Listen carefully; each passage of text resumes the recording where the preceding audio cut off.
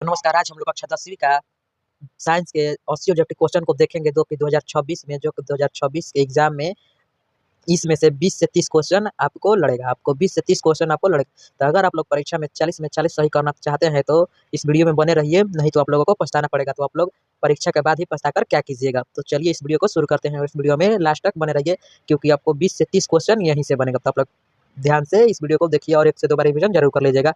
और अगर आपको वीडियो अच्छा लगे तो हमारे चैनल को लाइक और सब्सक्राइब ज़रूर कर लेना और बेल आइकन प्रेस कर देना क्योंकि वीडियो का नोटिफिकेशन आपको समय-समय पर मिलती रहेगी। तो चलिए वीडियो को शुरू करते हैं। तो यहाँ पर लिखा है प्रश्न संख्या 1 से 80 तक वस्तुनिष्ठ प्रश्न है। इनमें से किन्हीं 40 प्रश्नों का उत्तर देना है। प्रत्येक प्रश्न के साथ 4 विकल्प दिए हैं जिनमें से एक सही है। अपने द्वारा चुने गए सही विकल्प को ओएमआर शीट पर चिह्नित कीजिए। तो यहाँ पर कह रहा है 80 प्रश्न है और उसमें से 40 का उत्तर देना है जिसमें हर एक प्रश्न में 4 ऑप्शन दिया रहेगा जिसमें से एक ऑप्शन सही है। तो चलिए यहाँ पर वीडियो को शुरू कर जानते हैं। तो यहाँ पर देखिए फर्स्ट क्वेश्चन लिखा है निम्न में से किस लेंस की फोकस दूरी धनात्मक होती है? किस लेंस की फोकस दूरी धनात्मक होती है? यहाँ पहला क्वेश्चन है किस लेंस की फोकस दूरी धनात्मक होती है? तो यहाँ पर उत्तल लेंस की फोकस दूरी धनात्मक होती है। अवतल लेंस की फोकस दूरी ऋणात्मक होती है यार। यहाँ पर समतल अवतल दे दिया है, समतल अवतल दे दिया है, ये तो नहीं होगा, ये होगा इसका आंसर। उत्तल लेंस की फोकस दूरी धनात्मक होती है। तो यहाँ पर लिखा है निम्नलिखित में से कौन उत्तल दर्पण की फोकस दूरी है जिसकी वक्रता त्रिज्या 32 सेंटीमीटर है? तो वक्रता त्रिज्या 32 सेंटीमीटर है। वक्रता त्रिज्या 32 सेंटीमीटर है। तो यहाँ पर आर बराबर दे दिया गया है 32 सेंटीमीटर। तो उत्तल दर्पण की फोकस दूरी ज्ञात करना है। तो फोकस दूरी को एफ द्वारा दर्शाया जाता है। तो एफ बराबर फॉर्मूला होता है r/2। तो r/2 तब 32/2। तो यहाँ पर 16 सेंटीमीटर हो दिया है कहीं। तो इसका ऑप्शन नंबर 16 सेंटीमीटर हो जाएगा। तो इसका ऑप्शन नंबर बी सही हो जाएगा, डी सही हो जाएगा। इसका ऑप्शन नंबर डी सही हो जाएगा क्योंकि उत्तल दर्पण का रहता है उत्तल दर्पण की फोकस दूरी धनात्मक होती है। तो इसका ऑप्शन नंबर डी सही होगा 16। तो आप लोग इसको ध्यान से पढ़ लीजिए। यहाँ पर नेक्स्ट क्वेश्चन है प्रकाश के अपवर्तन के कितने नियम है? प्रकाश के अपवर्तन के कितने नियम है? तो प्रकाश के अपवर्तन के 2 नियम है। प्रकाश के अपवर्तन के 2 नियम है। तो आप लोग इस क्वेश्चन को ध्यान रखेंगे कि प्रकाश के कितने नियम है? तो प्रकाश के 2 नियम है। यहाँ पर लिखा है तरंग दैर्घ्य को सामान्यतः व्यक्त किया जाता है। तरंग दैर्घ्य को सामान्यतः व्यक्त किया जाता है। तो तरंग दैर्घ्य को किस में व्यक्त किया जाता है? तो तरंग दैर्घ्य को एंगस्ट्रॉम में व्यक्त किया जाता है। तरंग दैर्घ्य को एंगस्ट्रॉम में व्यक्त किया जाता है। तो इसका ऑप्शन नंबर बी सही हो जाएगा। आप लोग ध्यान रखिएगा। तो यहाँ पर लिखा है किस लेंस द्वारा उत्पन्न आवर्धन का एसआई मात्रक क्या है? किसी लेंस द्वारा उत्पन्न आवर्धन का एसआई मात्रक क्या होता है? तो आवर्धन आप लोग ध्यान में रखेगा कि आवर्धन मात्रक विहीन होता है, उसका कोई मात्रक नहीं होता है। ये आप लोग ध्यान में रखेगा। तो इसका ऑप्शन नंबर डी सही हो जाएगा। तो मात्रक आवर्धन मात्रक विहीन होता है, ये आप लोग ध्यान में रखिएगा। किसी गोलीय दर्पण द्वारा बना प्रतिबिंब का आवर्धन निम्नलिखित में से किसके बराबर होता है? किसके बराबर होता है? तो आवर्धन किसके बराबर होता है? m बराबर -v/u होता है। इसका ऑप्शन नंबर बी सही हो जाएगा। -v/u होता है। इसका ऑप्शन नंबर बी सही हो जाएगा। यहाँ पर लिखा है यदि एक अवतल दर्पण के सामने रखी एक वस्तु की दर्पण से दूरी बढ़ा दी जाए तो प्रतिबिंब की दूरी क्या हो जाएगी? अपवर्तित हो जाएगी। तो इसका ऑप्शन नंबर बी सही हो जाएगा, अपवर्तित हो जाएगी। यहाँ पर लिखा है उत्तल दर्पण की फोकस दूरी और उसकी वक्रता त्रिज्या का अनुपात होता है। उसकी वक्रता त्रिज्या का अनुपात कितना होता है? तो उत्तल दर्पण की फोकस दूरी और उसकी वक्रता त्रिज्या का अनुपात 1/2 होता है, यानी 1/2 होता है। तो इसका ऑप्शन नंबर बी से हो जाएगा। तो यहाँ पर लिखा है नेत्र लेंस की वक्रता त्रिज्या कम हो जाने से कौन सा दृष्टि दोष होता है? नेत्र लेंस की त्रिज्या कम हो जाने से कौन सा दृष्टि दोष होता है? तो नेत्र लेंस की वक्रता त्रिज्या कम हो जाने से दृष्टि दोष होता है, निकट दृष्टि दोष होता है। तो इसका ऑप्शन नंबर सी से हो जाएगा। नेत्र लेंस की वक्रता त्रिज्या कम हो जाने से निकट दृष्टि दोष होता है। तो इसका ऑप्शन नंबर सी सही हो जाएगा। कांच के यहाँ पर लिखा है कांच के अवतल लेंस के वायु में शक्ति होती है। कांच के अवतल लेंस की वायु में शक्ति होती है। तो अवतल लेंस में हमेशा ऋणात्मक होता है। तो ये आप लोग ध्यान में रखिएगा। तो इसका ऑप्शन नंबर बी सही हो जाएगा। एमीटर से निम्नलिखित में किसे मापा जाता है? तो एमीटर से क्या मापा जाता है? तो एमीटर से धारा मापा जाता है। तो इसका ऑप्शन नंबर बी सही हो जाएगा। ये आप लोग ध्यान में रखिएगा। इसका ऑप्शन नंबर डी सही हो जाएगा, धारा। एमीटर से निम्नलिखित में किसे मापा जाता है? तो एमीटर से हमेशा धारा को मापा जाता है। तो इसका ऑप्शन नंबर डी सही हो जाएगा। यहाँ पर लिखा है उपकरण जो विद्युत ऊर्जा को यांत्रिक ऊर्जा में बदलता है कहलाता है। क्या कहलाता है? ये उपकरण जो विद्युत ऊर्जा को यांत्रिक ऊर्जा में बदलता है। जनरेटर और विद्युत मोटर दोनों, ये और ये दोनों बदलता है। तो इसका ऑप्शन नंबर सी सही हो जाएगा, जनरेटर और विद्युत मोटर दोनों। तो इसका ऑप्शन नंबर सी सही हो जाएगा। यहाँ पर आप लोगों को जो भी क्वेश्चन बताया जा रहा है वो 2026 में आएगा ही आएगा। तो आप लोग इस वीडियो में बने रहिएगा, स्किप बिल्कुल मत कीजिएगा। तो चलिए नेक्स्ट क्वेश्चन पर चलते हैं। तो यहाँ पर लिखा है श्रेणी क्रम से जुड़े दो प्रतिरोध R1 और R2 का समतुल्य प्रतिरोध बराबर होता है। समतुल्य प्रतिरोध किसके बराबर होता है? R1 प्लस R2 के बराबर होता है। तो ये आप लोगों ने पढ़ा ही होगा कि R1 प्लस R2 के बराबर होता है। तो इसका ऑप्शन नंबर सी सही हो जाएगा। चलिए नेक्स्ट क्वेश्चन पर, तो यहाँ पर लिखा है अनवीकरणीय ऊर्जा का स्रोत है। अनवीकरणीय ऊर्जा का स्रोत है, तो अनवीकरणीय ऊर्जा का स्रोत है सूर्य तो नहीं हो सकता है, जल नहीं हो सकता है, पवन ऊर्जा नहीं हो सकता है। अनवीकरणीय यानी जो खत्म हो जाता है, जो खत्म हो जाएगा एक समय के बाद। तो कोयला से प्राप्त ऊर्जा, कोयला से प्राप्त ऊर्जा खत्म हो जाएगा, एक दिन कोयला खत्म हो जाएगा। यहाँ पर लिखा है किलोवाट घंटा मात्रक है। किलोवाट घंटा किसका मात्रक है? तो किलोवाट घंटा विद्युत ऊर्जा का मात्रक होता है, तो इसका ऑप्शन नंबर बी सही हो जाएगा। किलोवाट घंटा किसका मात्रक होता है? तो किलोवाट घंटा विद्युत ऊर्जा का मात्रक होता है, तो इसका ऑप्शन नंबर बी सही हो जाएगा। निम्नलिखित में कौन वर्ण विक्षेपण प्रदर्शित करता है? निम्नलिखित में कौन वर्ण विक्षेपण प्रदर्शित करता है? तो प्रिज्म वर्ण विक्षेपण प्रदर्शित करता है, प्रिज्म वर्ण विक्षेपण प्रदर्शित करता है, तो इसका ऑप्शन नंबर डी सही हो जाएगा। नरोरा परमाणु शक्ति केंद्र किस राज्य में है? ये ज्योग्राफी में भी क्वेश्चन है, भूगोल में भी क्वेश्चन है कि नरौरा परमाणु शक्ति केंद्र किस राज्य में है? तो यह नरौरा परमाणु शक्ति केंद्र उत्तर प्रदेश में है, तो इसका ऑप्शन नंबर ए सही हो जाएगा। नरौरा परमाणु शक्ति केंद्र उत्तर प्रदेश में है, तो इसका ऑप्शन नंबर ए सही हो जाएगा। यहाँ पर लिखा है पवन विद्युत जनित्र में कुंडली को घुमाने का काम मूलतः करती है। मूलतः कौन काम करती है? पवन विद्युत जनित्र में कुंडली को घुमाने का काम कौन करती है? तो कुंडली को घुमाने का काम उच्च दाब की हवा करते थे, इसका ऑप्शन नंबर ए सही हो जाएगा। उच्च दाब की हवा काम करते थे, इसका ऑप्शन नंबर ए सही हो जाएगा। यहाँ पर लिखा है वर्ण विक्षेपण असंभव है। वर्ण विक्षेपण असंभव है, वर्ण विक्षेपण किस में असंभव है? तो वर्ण विक्षेपण फाइबर में असंभव होता है, इसका ऑप्शन नंबर सी सही हो जाएगा। निर्वात में भी वर्ण विक्षेपण होता है, कांच में भी होता है, जल में भी होता है, तो कहाँ पर नहीं होता है? तो फाइबर में नहीं होता है, तो इसका ऑप्शन नंबर सी सही हो जाएगा। यहाँ पर लिखा है 100 वाट और 200 वोल्ट अनुपात बल्ब को 100 वोल्ट आपूर्ति से जोड़ने पर धारा कितनी होगी? धारा कितनी होगी? तो वह 1 एम्पियर हो जाएगी, धारा 1 एम्पियर हो जाएगी, ये आप लोग ध्यान में रखिएगा। तो 1 एम्पियर हो जाएगी। हमें थोड़ा सर्दी हो गया इसीलिए हम ऐसे पढ़ा रहे हैं।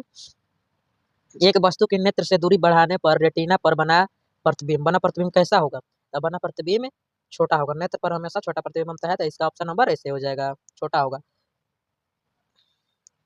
यहाँ पर विद्युत चुम्बकीय प्रेरण की खोज किसने किया था? तो विद्युत चुम्बकीय प्रेरण की खोज किसने किया था? तो विद्युत चुम्बकीय प्रेरण की खोज फैराडे ने किया था, तो इसका ऑप्शन नंबर एक सही हो जाएगा। विद्युत चुम्बकीय प्रेरण की खोज किसने किया था? तो फैराडे ने किया था। यहाँ पर लिखा है निम्नांकित में कौन सा कथन सत्य है? निम्नांकित में कौन सा कथन सत्य है?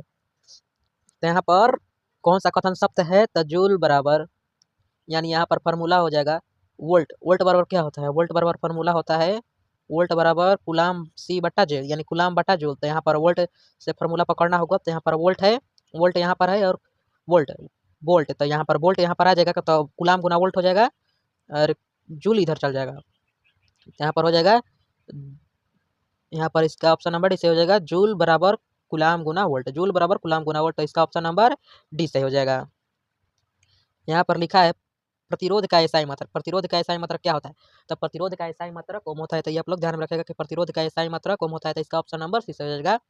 प्रतिरोध का एसआई मात्रक ओम होता है। यहाँ पर वोल्ट बराबर होता है, वोल्ट बराबर क्या होता है? तो वोल्ट बराबर जूल प्रति कुलाम होता है, तो ये आप लोग ध्यान में रखिएगा, वोल्ट बराबर जूल प्रति कुलाम होता है, तो वोल्ट बराबर जूल प्रति कुलाम होता है, तो इसका ऑप्शन नंबर ऐसे हो जाएगा, वोल्ट बराबर जूल प्रति कुलाम होता है।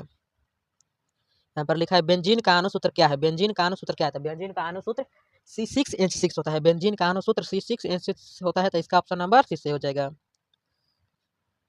यहाँ पर लिखा स्टेनलेस स्टील में लोहा एवं कार्बन के अलावे अन्य तत्व रहते हैं।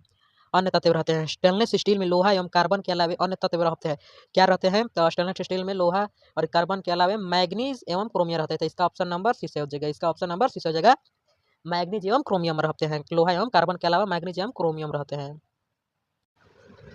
यहाँ पर लिखा है सोडियम के परमाणु की बाह्यतम कक्षा में इलेक्ट्रॉनों की संख्या कितनी होती है? कितनी होती है? सोडियम के परमाणु की बाह्यतम कक्षा में इलेक्ट्रॉनों की संख्या कितनी होती है? तो इलेक्ट्रॉनों की संख्या 1 होती है। सोडियम की बाह्यतम कक्षा में इलेक्ट्रॉनों की संख्या कितनी होती है? तो इलेक्ट्रॉनों की संख्या 1 होती है, तो इसका ऑप्शन नंबर ए सही हो जाएगा। नेक्स्ट क्वेश्चन है यहाँ पर हाइड्रोजन के 2 परमाणुओं के बीच कितने आबंध होते हैं? कितने आबंध होते हैं? तो हाइड्रोजन के 2 परमाणुओं के बीच 1 आबंध होते हैं, तो इसका ऑप्शन नंबर ए सही हो जाएगा। हाइड्रोजन के बीच कितने आबंध होते हैं? तो 1 आबंध होते हैं, तो इसका ऑप्शन नंबर ए सही हो जाएगा। यहाँ पर लिखा है ग्लूकोज के एक अणु में ऑक्सीजन के कितने परमाणु होते हैं? ग्लूकोज के एक अणु में ऑक्सीजन के कितने परमाणु होते हैं? तो ऑक्सीजन के कितने परमाणु होते हैं? तो ऑक्सीजन के ग्लूकोज के एक अणु में कितने होते हैं? तो 12 होते हैं, तो ये आप लोग ध्यान में रखिएगा, कितने होते हैं ऑक्सीजन? तो 12 होते हैं, तो इसका ऑप्शन नंबर डी सही हो जाएगा। नेक्स्ट क्वेश्चन है तांबा की परमाणु संख्या है, तांबा की परमाणु संख्या कितनी होती है? तो तांबा की परमाणु संख्या 32 होती है, तो इसका ऑप्शन नंबर डी से हो जाएगा। परमाणु तांबा की परमाणु संख्या 32 होती है, तो आप लोग ध्यान में रखिएगा। यह देखिए 2026 में आ भी सकता है क्वेश्चन, तो इसको एमवीवीआई कर लीजिएगा, एमवीवीआई। यहाँ पर लिखा है इथेन, यहाँ पर लिखा है इथेन के एक अणु में कितने सहसंयोजक बंधन है? इथेन के एक अणु में कितने सहसंयोजक बंधन है? तो इथेन के अणु में कितने?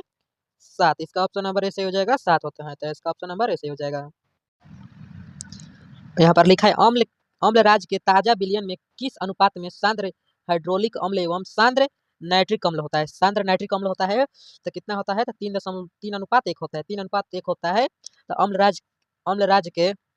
अम्ल राज्य के ताजा विलयन में किस अनुपात का विलयन होता है नाइट्रिक अम्ल का? तो 3:1 होता है, 3:1 होता है, तो ये आप लोग ध्यान में रखिएगा, 3:1 होता है। आधुनिक आवर्त सारणी में कितने ऊर्ध्वाधर स्तंभ है? कितने ऊर्ध्वाधर स्तंभ है? तो आधुनिक आवर्त सारणी में कितने ऊर्ध्वाधर स्तंभ है? तो 18 आधुनिक आवर्त संघ है, ऊर्ध्वाधर स्तंभ है, तो इसका ऑप्शन नंबर डी से हो जाएगा, ऊर्ध्वाधर स्तंभ है, 18 आधुनिक ऊर्ध्वाधर स्तंभ है, तो आप लोग ध्यान में रखिएगा। यहाँ पर अगला क्वेश्चन है, सोडियम सोडियम बाइकार्बोनेट और टार्टरिक अम्ल का मिश्रण कहलाता है, क्या कहलाता है मिश्रण? तो यह जिप्सम कहलाता है। सोडियम बाइकार्बोनेट और टार्टरिक अम्ल का मिश्रण जिप्सम कहलाता है, तो इसका ऑप्शन नंबर डी से हो जाएगा, जिप्सम कहलाता है। यहाँ पर लिखा है हास्य भूमिगत जल का पुनः परिपूर्ण निम्नांकित में से किससे होता है? किससे होता है?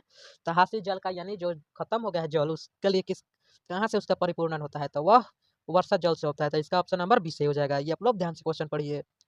यहाँ पर जो भी क्वेश्चन बताया जा रहा है वो 2026 में यहाँ से 20 से 30 क्वेश्चन फाइनल रहेगा, पक्का 100% रहेगा यहाँ से 20 से 30 क्वेश्चन।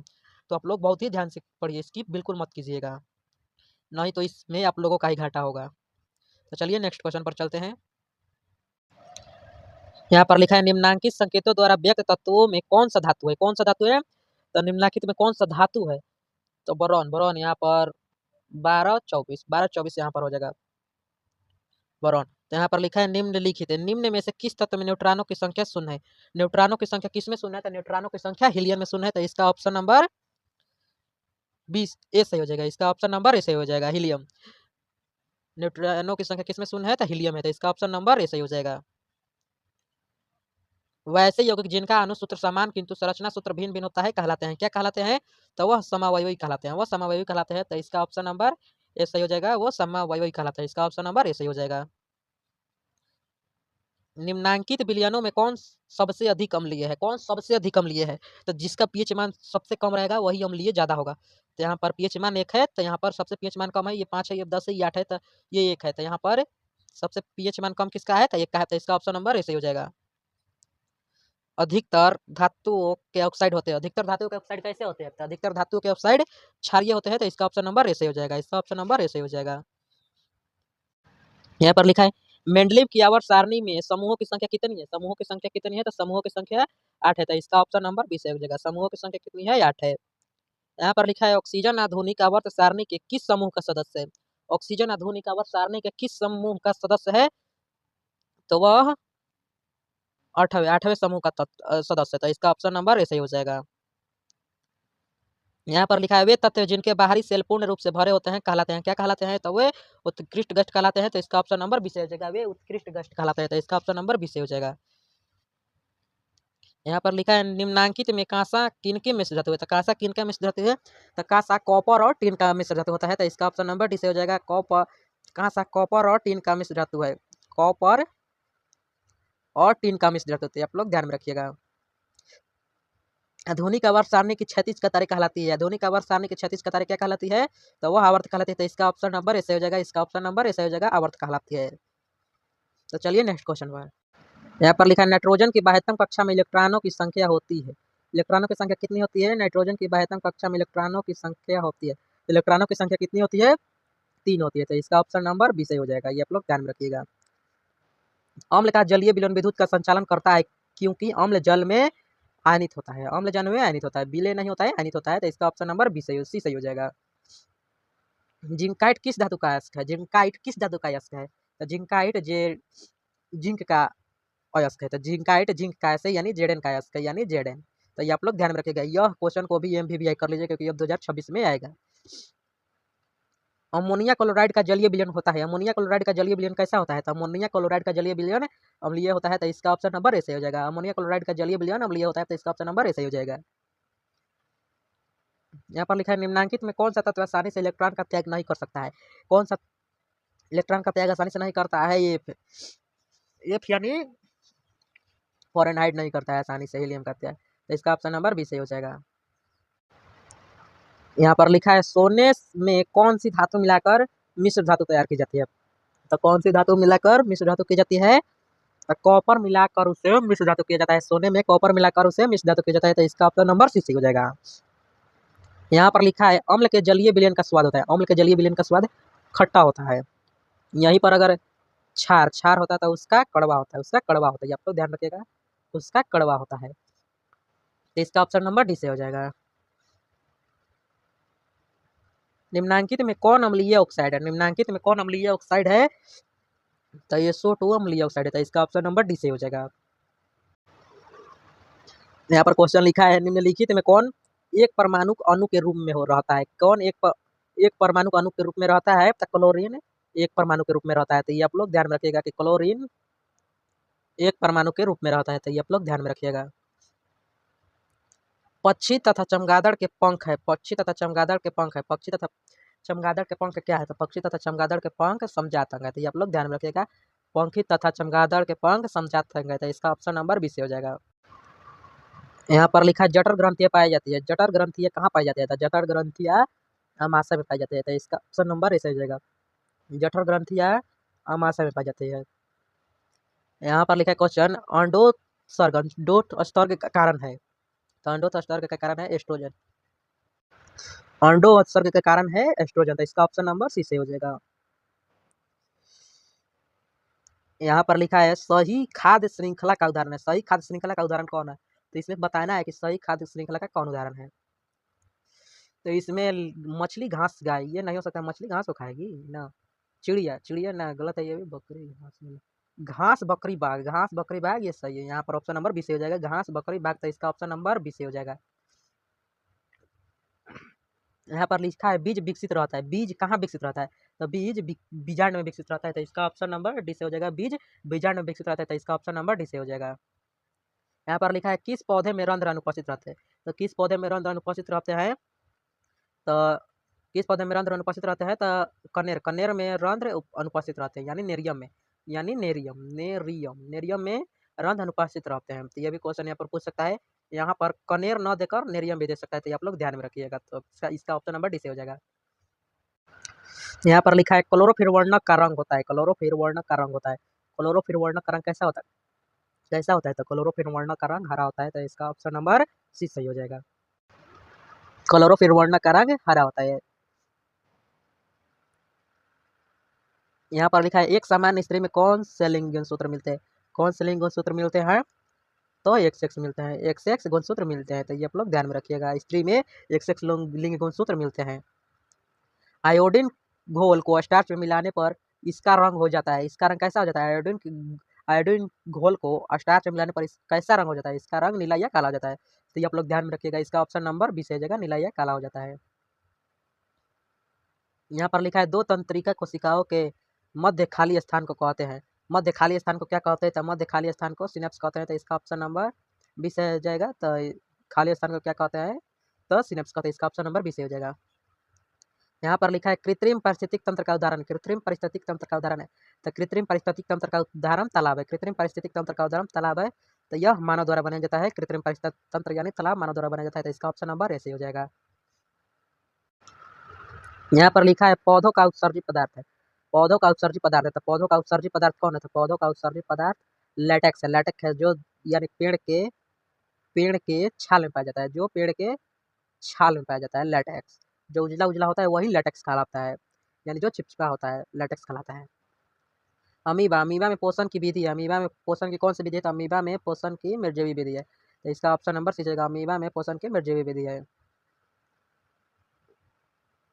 वायुमंडल, वायुमंडल में O2 का प्रतिशत मात्रा है। वायुमंडल में O2 का कितना प्रतिशत मात्रा है? तो वायुमंडल में 21% है, तो इसका ऑप्शन नंबर डी से हो जाएगा। अगर कोई इजेक्ट पूछे, इजेक्ट अगर पूछे, इजेक्ट वायुमंडल में कितना है? तब 20.9 95 20.95% मात्रा है ऑक्सीजन का वायुमंडल में। तो इसका ऑप्शन नंबर डी से हो जाएगा।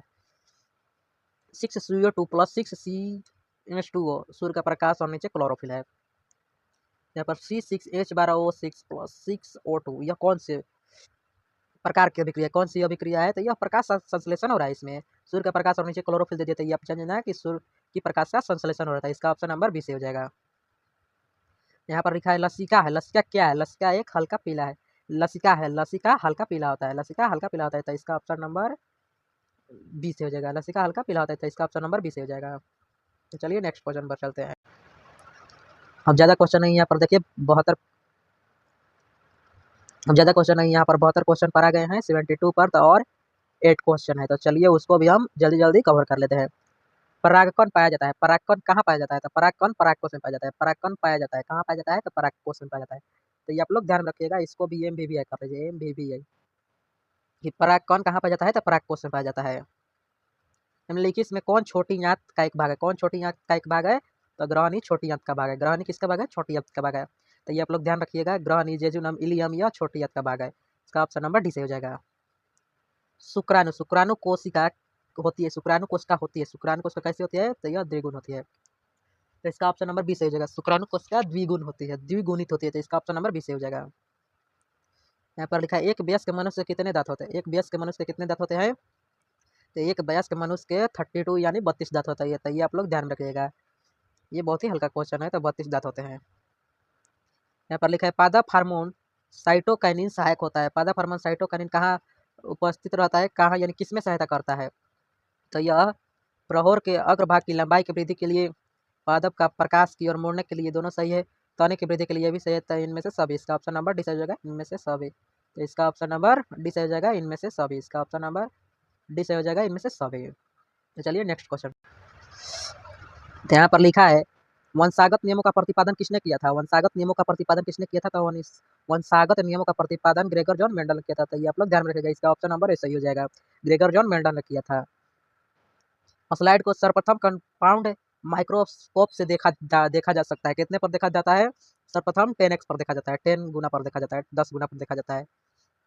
तिलचट्टा में कितने जोड़े श्वास रंध्र पाए जाते हैं? तिलचट्टा में कितने जोड़े श्वास रंध्र पाए जाते हैं? तो उसमें 10 जोड़े श्वास रंध्र पाया जाता है। तो ये आप लोग ध्यान रखिएगा। तो इसका ऑप्शन नंबर 20 से हो जाएगा, 10 जोड़े श्वास रंध्र पाए जाते हैं। कितने जोड़े? 10 जोड़े। कितने जोड़े? 10 जोड़े श्वास रंध्र पाए जाते हैं।